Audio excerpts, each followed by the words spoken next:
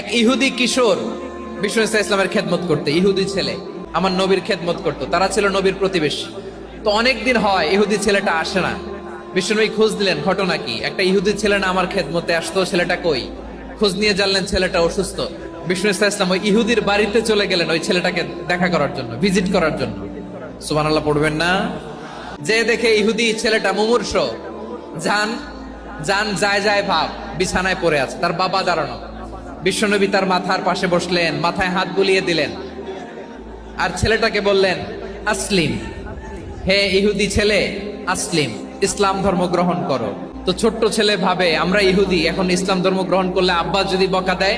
ফানাযারা ইলা ওয়াজহি আবি, ছেলেটা তার বাবার চেহারার দিকে তাকালো, দেখি আব্বা কি কয়। আব্বা যদি বলে তাইলে ইসলাম ধর্ম গ্রহণ করবে।